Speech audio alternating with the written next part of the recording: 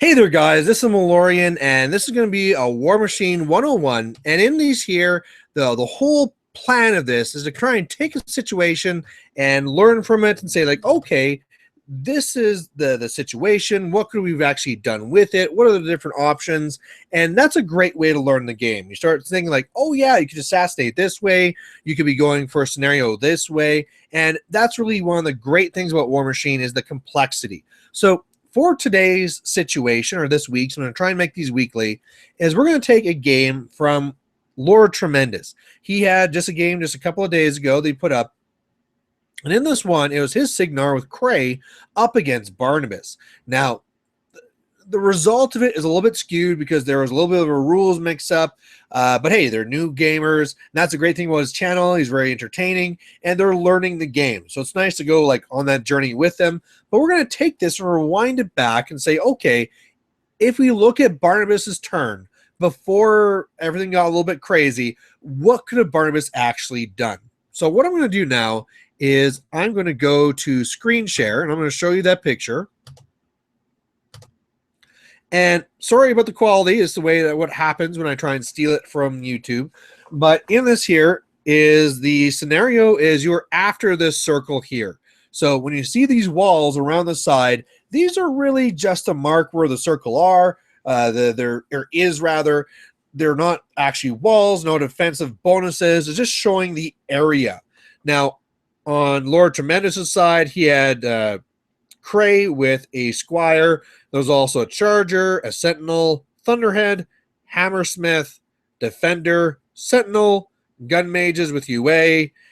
This is Junior. This is a proxy for Strange Ways.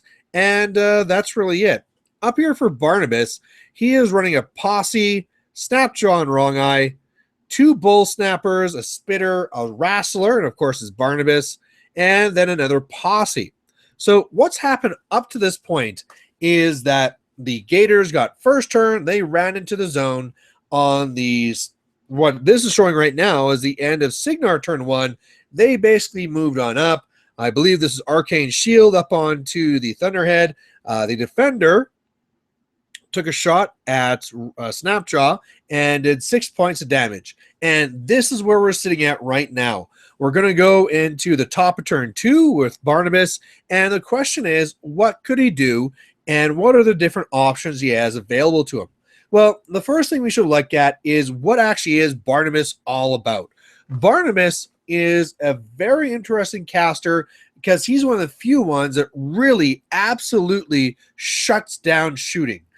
With him, he has the swamp pits he can make. That's what I assume this is it here, which is a 5-inch circle where you got to place it where there's no models already. However, models who then go into it and they're completely within it cannot be targeted by any ranged attacks. So that's really powerful. It just totally shuts down ranged stuff. He can make up to 3 of those. Plus, Snapjaw and Wrong Eye. Snapjaw has an animus that's called Submerge, and Submerge says you can't target me with range or magic. So really, a first turn play, he should have had that up. Sometimes, I mean, this is why if you don't do it first turn because you assume you're not going to be shot, guys with really long range, like the Defender, will take advantage of it. So maybe just plan to do it second turn, but either way, 6 point of damage, not the end of the world. We'll heal up some of that, and it's going to be okay. So really, the question is, okay, here's a situation. What are we going to do? Well, one of the first things you should always look at is the assassination. We have Cray back here. He's taken no damage. He's also not camping anything. And one of the nice things about Barnabas is he has a feat that knocks things down. That's awesome. Makes him really easy to hit. But Cray is steady, so you can't knock him down. Okay, so that's kind of off the table. He's also a far away. Well, actually not that far, because the Wrestler has an animus called Rise. And normally, if you're ever knocked down, you have to forfeit your movement or action, and it's all bad. However, this animus just says you get back up. And this really opens up some shenanigans for the Wrestler. So here's what could happen. The Bull's Ironback Spitter comes up here and does a 2-handed throw. And we also have 2 options here as well. One, he can just target somebody over here, and then he'll scatter. So it'll be half the strength of the spitter for the distance, and it'll scatter from there. So, coin flip, he might go backwards, he might go forwards. So that's really a risk right there. You could also run like a posse member up there or something like that so you can actually target him. So then, okay, I know exactly where I'm going to hit him. He'll be, you won't have that chance he might go a little bit more forward, but hey, at least you have a good target to throw him at.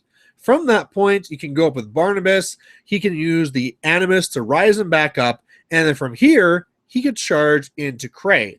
And so that's definitely something you could get him. Again, the Wrestler has a star attack that actually knocks down both him and his target, but then he's allowed to keep attacking.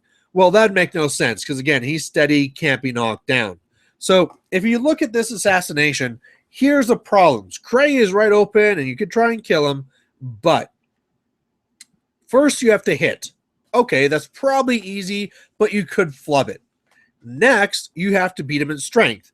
He's going to get 2d6. The Wrestler will get 1d6. Again, odds are in your favor, but it's, testing it so that maybe you could fail again. Then there's a scatter. We're going to assume that there's nobody here. That's a coin flip. Will it go forwards or back? That's another point of failure. Next, if we assume we did have a target here, okay, now you have to roll to hit. Okay, that's could be another point of failure. Could mess up. And then even if that does work out and he charges in, well, okay, can we actually do enough to kill? He's going to need 1 to charge. He'll have 3 fury left. You're probably going to need to boost to hit on all these attacks. So really he's going to charge in and boost to hit, boost to hit, boost to hit because he has 3 initials, and you're just going to hope that's going to take the guy down. And really it might, but if anything fails, you're screwed. And I'd say if you were in a bad position where you're about to lose, sure, this is a great play to make because, hey, you might as well go for it. But given that I actually feel the minions are an advantage, I don't think that you need to go for this assassination right now. Okay, let's look at scenario then. Well, scenario is actually kind of off the table. This one is a very big circle to deal with. It's really easy to keep models in there. And normally you don't win this scenario unless you've already done some major attrition. So really, if we want to look at scenario, we're looking at attrition anyway. So let's look at attrition then. So currently we have killed nothing as Signar. Snapjaw has some little bit of damage on him, nothing too serious. And we're at this situation here. Now, like we said, we can really control this fight because we can say, hey, you can't shoot us. And meanwhile, we can get into position. The spitter can be shooting back at you. And that's a great way to do it. Remember, though, that Cray also has some combat potential as well. The light jacks are pretty weak, but the Thunderhead, he can punch you in the face. The Hammersmith, he can punch you in the face. The Defender, he can punch you in the face. And he has full tilt, which will double your speed. He can pop feet to give you another +2 movement. So these guys can go charging right across the field. I mean, Thunderhead could charge you from right back here. So that's a real threat. So we'll have to be careful with our positioning for that. So otherwise, what we probably want to do in our turn is set up those pools, make those swamp pits, and start the advance closer, but being a little bit cautious as we go. One of the biggest weaknesses here is going to be Thunderhead because his pulse can actually get past our pit because it doesn't actually target. You just hit everything within 6. And Posse really don't like to be pulsed on. It really hurts. So we kind of want this guy to go away if we can.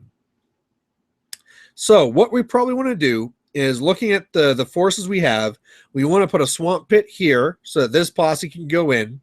We want a swamp pit here so that posse can go in. And we want a swamp pit here so we can get our heavies in. And hopefully Barnabas as well. Meanwhile, over here for Snapjaw and Wrong Eye is going to submerge and then heal 2 points here as he moves up. Snapjaw rather, is then going to move up, do his Animus to submerge, and also Rile for another 2. So that's going to be an easy play right here. Now, the problem is this order of activation. How are we going to get Barnabas into his own pool? Because remember, you have to make the swamp pit somewhere where there's no models and then move into it. And right now, he's kind of stuck behind everything. So that's kind of a problem. As well, we want to make sure that the front of the swamp pit is stuff that we're okay getting attacked with. And there's two real ways we could do about it. One, well, let's say three ways. One, we could just fill it with posse. You know, there's nothing saying that all posse to one circle, this posse to another circle, and this one's heavies. You know, some of these posse can share the weight and really block the front of all the circles. That's possible. Another one, these bull snappers have spiky growth. Now, this animus says +2 armor, and whenever a beast or a jack hits you, well, as long as they don't destroy you, they also take D3 damage back. So we can either put our bull snappers in the front and then say, hey, you can attack us, we're low worth models, and you're going to get hurt doing it. Or we could even put in our tough guys, make them even tougher, and say the same thing. Hey, if you want to hit us, you're just going to take more damage. Either way, we have to find a way to get Barnabas into this actual hole, and that could be a real problem. So what we'll probably actually have to do is pick something that's not going to be in the hole. And in fact, something we might actually want to do is move away with Barnabas. Barnabas might want to start, and he has to make those swamp pits in his control range. So within 12 inches. So he can make one circle over here. He can make another one over here. And he can make another one over here. That uses all of his fury, and he's camping nothing. After he does that, he just moves back, and he's going to use distance to keep him safe. The defender might be able to move up and get a shot on him, but you know what? One shot is not going to kill you. So that might be our best play to work out this order of activations. Normally, you want him more in the front so he can cast it and walk into it. That's not the situation. So this is probably going to be the play.